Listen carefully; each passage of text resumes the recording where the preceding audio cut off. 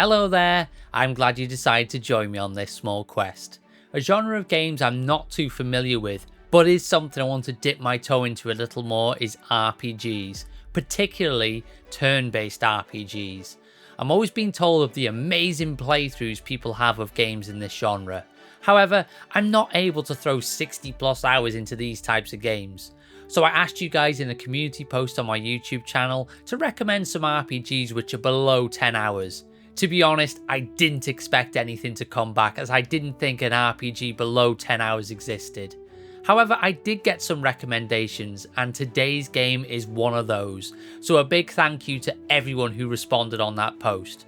So let's get our Halloween treat bags out, put on our best homemade costumes and check out Costume Quest.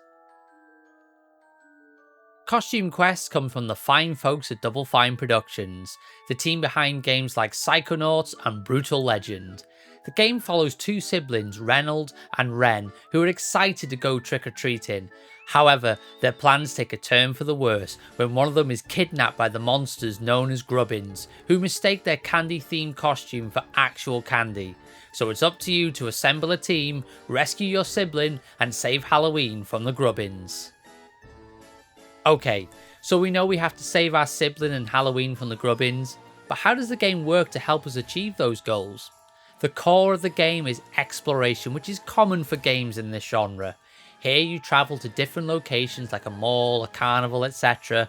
Knock on doors to play trick or treat, collect candy and uncover secrets hidden in the world. Going back to knocking on doors, this is where I feel the game can get quite clever. In most RPGs you'll be wandering around the world and have random encounters with enemies.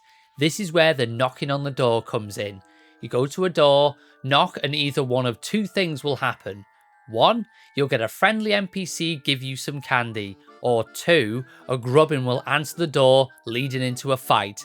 I feel this is clever as it takes the RPG trope of random battles and makes it fit into the world the game is set in.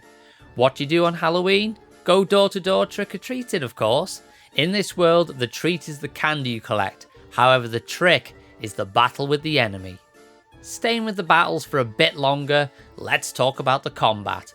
All combat is turn-based, which is usually what you see in this genre.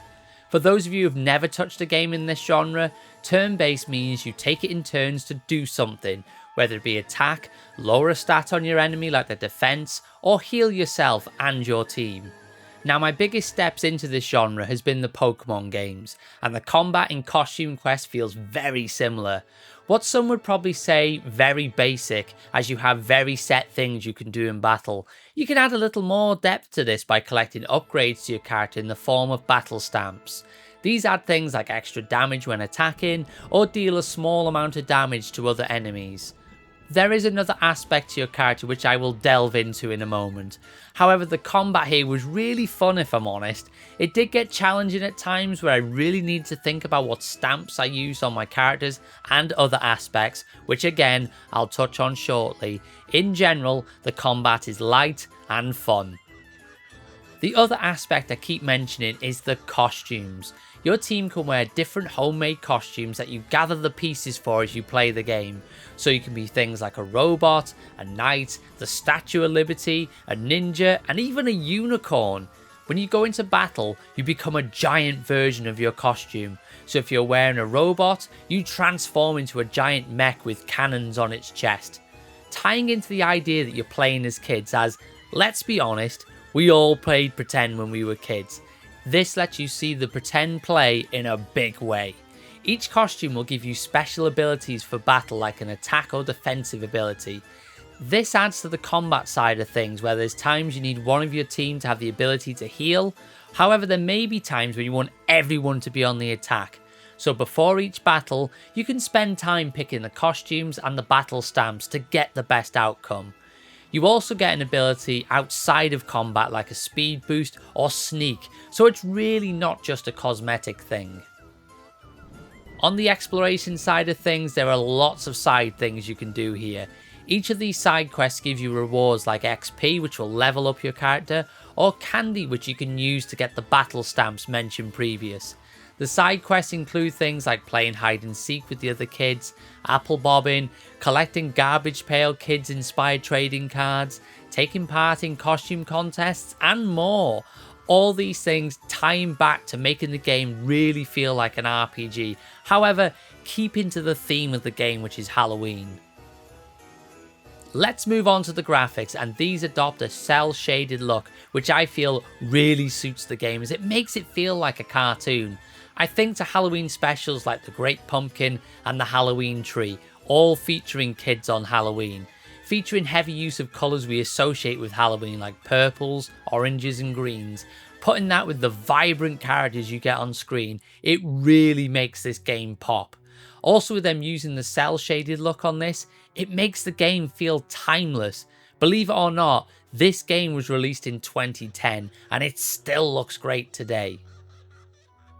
So everything looks and feels good to play. But what about the story?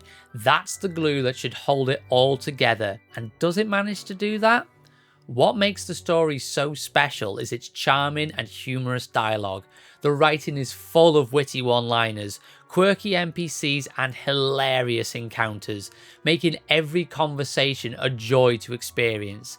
However, I will say the story here is very straightforward, with no real big shocks or twists. However, this is what to expect when you think back to Halloween specials like the ones I mentioned earlier. They're just fun stories that you can just kick back and enjoy, and this game fits perfectly into that category for sure. As you can probably tell by now, I really enjoyed my time with Costume Quest. I feel it's one of those games that's kind of been lost to time, as I don't hear a lot of people talk about it. With a beautiful cel-shaded art style, fun story and great gameplay, this comes with a big recommendation from me. Particularly, like me if you want to try some more RPGs but don't want to dedicate 60 plus hours of your life to it. Checking how long to beat, the game could be beaten in about 6 hours. In all honesty, I planned this to only be a small segment on a video I was planning. However, once I started playing, I just couldn't put it down and ended up completing it. So go out and get yourself a copy, you'll have a great time with this. With that, we come to the end of our look at Costume Quest. Have you played this before? If you have, let me know your thoughts on the game in the comments. If you haven't and this video convinced you to check out the game, then let me know that in the comments too. If you liked this video or it helped you out today, then show me your thumbs by giving the video a thumbs up. Feel free to press subscribe and notification bell. That way you'll know when a new video hits the channel or when I'm live streaming. Thanks for watching. If you like games that are like cartoons, then feel free to check out the video on screen, where we get our detective hats on and investigate Later Alligator. Thanks for watching, and I'll see you on the next quest.